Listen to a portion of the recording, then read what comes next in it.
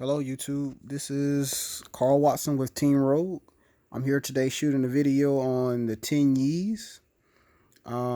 This is our build of a very aggressive Tenyi deck. Let's start off and jump right into it.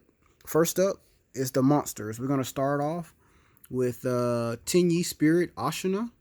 We run 3 copies of this. This is the latest Tenyi monster that just came out. You basically link off with it, and then you're able to banish and link a second time with it.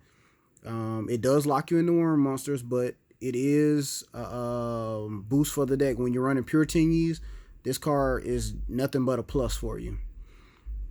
Our second monster that we run is Vashuda. It's also a 3 of in the deck. Vashuda gives you a free bounce back of one of your opponent's monsters. You can bounce it back to the hand, and basically it's a card that's an out that lets you get over, pretty much one of one of their monsters on the board. Third off, we run 3 of the Nahata. Nahata's effect from grave basically lets you reduce one of your opponent's monsters, one of their attacking monsters, by 1,500 attack points. And you can do this also during the damage step, which helps you to be able to get over a lot of bigger monsters. We run 3 of the Shathana. Basically, this card lets you pop a monster once one of your Tenyis is destroyed. So by banishing this card from the graveyard, you're able to pop one of your opponent's monsters as well as special summon back the monster that was popped, as long as it's a non-effect monster. We run 3 Adhara. Adhara allows us to recur all of our banished Tenyi monsters. It's also a tuner, and that's good for the deck because it allows us to go into the new Berserker Synchro monster. And so that's one of the great things about this card, is that it's a tuner, a level 1 tuner, as well as a recursion tool. We run 2 of the Mapura Tenyis because it's not necessarily one of the best or the strongest effects in the deck. It comes up sometimes that you need something not to be targeted, but Mapura essentially lets you negate targeting in the deck. It's also a Tenyi monster. We still run 2 of them because we want to see Tenyis and we want to be able to get that link fodder going. And so we run 2 Mapuras. Next up, we run 2 Mermere. We only run 2 Mermere because we don't want to start off with 3 Mermeres in our hand at any point ever. So we run 2. It's enough for us to still see Mermere and to be able to get its effect when we need it. I think that's the perfect number. It's not too much or too little. And so we run 2 of the Mermere. It's a token generator for us. Essentially, it's also a tuner, and it also enables us to go into our Berserker. Not only does it enable you to go into Berserker, it helps you to link up. This is a link-based deck, so you want to be able to link out of this deck. Next up, we run 3 of the Mystery Shell Dragons. Mystery Shell Dragon is a vanilla of the deck, but it's a worm monster, and we run it because a lot of the extra deck requires worm monsters. And so with this being a 2,000 attack card, it's really good for the deck because it gives us the ability to be able to bring out a beater in the deck, and be able to have it as a worm monster in case we need it as link fodder. Lastly, we run Phantom Sky Blaster in the deck.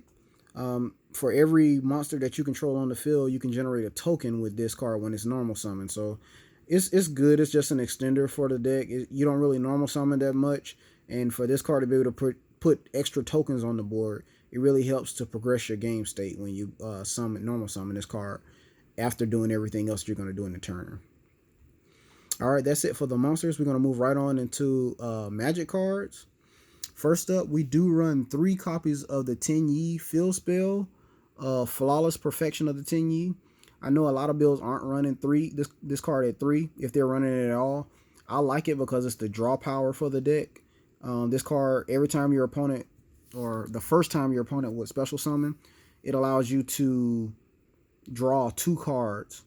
So you can basically get 2 cards per turn, essentially, off of this card. If your opponent special summons on your turn, you can draw 2 cards. If your opponent special summons on their turn, you can draw 2 cards. So by having this, either they're going to give you the 2 draws, or they're not going to special summon throughout the entire turn, in which you're probably going to win that duel anyway. It also protects all of your non-effect monsters from monster effects. So as long as you have this card on the field and you have a non-effect monster out there, it's going to enable you to put pressure on your opponent, and they'll have to find a way to get over the field spell. If they don't have, a main deck out to pop off spell or trap destruction, you're going to be in a really good position throughout the game, because this card will protect all of your monsters. They have to pop this before they can deal with your non-effect monsters. Next up, we have 3 copies of Vessel for the Dragon Cycle. This card is a Foolish Burial for you, and if you control a non-effect monster, it becomes a Rota for you. And so it allows you to Foolish Burial your Mare out of the deck, and, of course, playing Shaman in your extra deck, you'll be able to recur that Mare to the field and use it for token fodder and synchro fodder and all that kind of stuff. Also, it allows you to add a Tenyi monster from your deck to your hand, depending on what you need in the specific situation. You'll be able to get it and add it to your hand. Next up, we play 2 Twin Twisters. The Twin Twisters are really good because they allow you to get over back row heavy decks. And so in this deck, because we're playing so many monsters that have graveyard effects, we don't really mind pitching cards to the graveyard for those graveyard effects. And that really helps out, in the long scheme of things, getting over those back row decks, because they can be very pesky. We run 1 copy of Mind Control, just to be able to take your opponent's monster and use it as link material. Mind Control is really good. Next up, as you can see, is a Scapegoat. We run 1 copy of Scapegoat. In-phase Scapegoat really helps us to be able to put more pressure on our opponent and be able to link up into whatever we really want to link into. It gives us the ability to go into those link 4s that we want to do and be able to just steal games with it. Regeki, it allows us to clear off the board and push for extensive damage to our opponent, get through those 8,000 life points.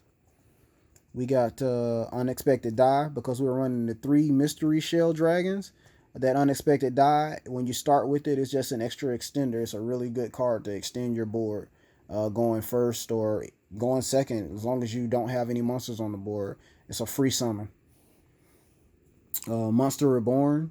We're playing 1 copy of Monster Reborn because it's a free extender as well. It brings back any of your Tenyi monsters and allow you to play them a second time. So we're running a link-based deck, and because we're running a link-based deck, you want to be able to link up as much as possible. Next up, we're running our 4th copy of Foolish Burial. Be able to dump that Mare or any of the other Tenyi monsters, and to be able to play off of it, being in the grave with Shaman. And so this is our last magic card, and so we're going to move right along into our traps for the deck. Starting off, we run 3 copies of Fist of the Unrivaled Tenyi. This is our counter trap. It helps us to negate a spell, trap, or a monster effect. The reason that we run this card is to protect from things like Dark Ruler No More, Darkhold, Regeki, anything that would just clear us up and leave us, kind of hanging with no monsters on board. Destruction is very prevalent in this format, and we already have protection from the field spell, but when you do this helps you to get over any kind of monster effects or anything like that will really put you in a bind. And it helps to give the deck a little bit more synergy.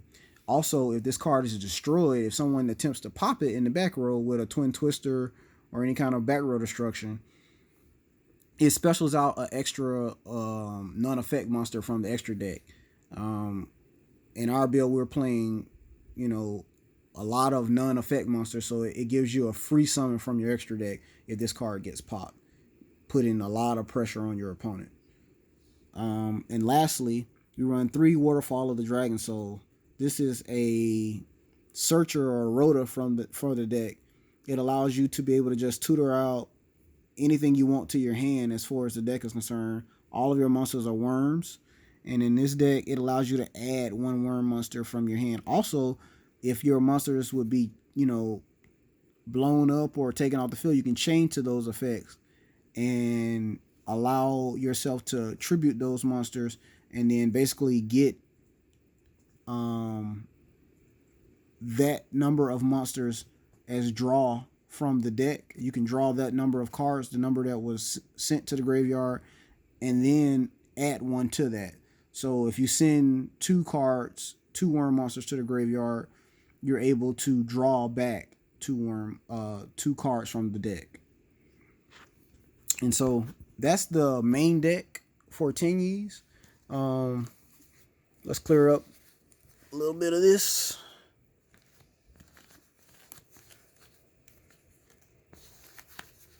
And we will go into our extra deck.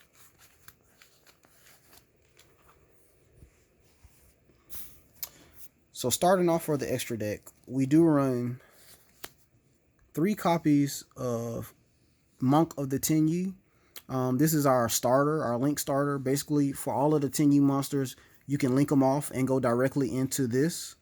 Basically, what that does for you is allow you to start your link plays. We run 2 copies of Shaman of the Tenyi.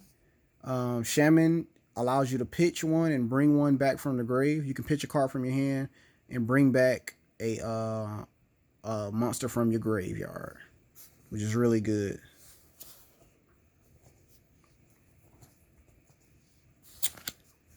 We run 3 copies of Berserker of the Tenyi. We do run 3 of the counter traps, so we are running this at 3. It goes with the deck, and if you need to, the 3rd one may come up at some point in the duel, depending on if it's a grind game or not. But you're able to make 2 of these, and with the field spell, a lot of times it's really hard for your opponent to get over this with the field spell. So you put 2 of these on the board using Mirror, and then watch your opponent basically squirm trying to get over it. We run 1 copy of Tenyi Draco Master of the Tenyi. Basically, this allows you to pop off cards from your opponent's board and push for that damage. And then we run 1 copy of Draco Berserker of the Tenyi. He's a synchro. He allows you to banish cards whenever your opponent activates a monster effect. He also allows you to push for extra damage. He has an effect that lets him get really big. We have Bull Sword. Bull Sword enables us to end the game. So if your opponent's at, a certain amount of life points, you calculate it up, Bull Sword, take them out. Link Spider enables us to go into our link plays. Berserker, the link monster, allows us to bring him out by using just 1 link monster. So we got 3 tokens. We go into 1 link spider, go into a Berserker. We run a Nightmare Phoenix, help us with back row, as well as to get into those link 4s that we need to get into.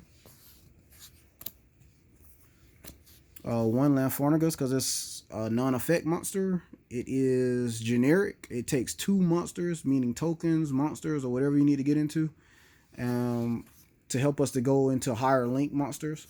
Lampharnagus is pretty good for that. And last but not least, we run Mech Knight Crusadia Avermax. The reason we run Avermax is to essentially help us to have a turn 1 play. I was running Appaloosa, but I felt like Avermax is a little tougher for my opponent to get over. I was noticing, like with Orcus and a lot of other decks, they would just use up all the Appaloosa negates and then continue to just push for damage. And so what I noticed was the Crusadia Avermax was just a little tougher for them to get over, unless they're running kaijus. If they're running kaijus, a kaiju is a kaiju. But with this, I think that you would be able to get a lot more a tougher time getting over your Crusadia Avermax going first. especially if you have a normal monster and a counter trap on the board. So, in our sideboard, we're playing 2 non-spell casting area to help with pendulums, as well as spell sky strikers. We are running 2 system down to avoid the Orcus trap. We don't want to get beaten by Orcus easily, so we play the system downs. We bait them out, and then we system down them. We play the 3rd Twin Twister for back row decks. Imperial Order as well for any kind of Sky Strikers, as well as pendulums. We playing Ghost Bell and Haunted Mansion to basically allow us to be able to get over any of the graveyard-based decks. We think that that's something that'll really help out. We run 2 crackdowns to be able to snatch our opponent's monsters and be able to just, use them as link fodder and get us into those link 4 plays easier. We run 1 Agave Dragon because it's worm, and we're able to go into it in time when we're close to being at that time and we need to, make that difference in life points. Agave Dragon helps get us there. 2 Nibiru's to help clear off those super link boards that our opponents are making. And then we run 2 Evenly Match to get over any decks that are, trying to make a super board. This is a board breaker. That is our Tenyi deck profile. I hope you guys liked it.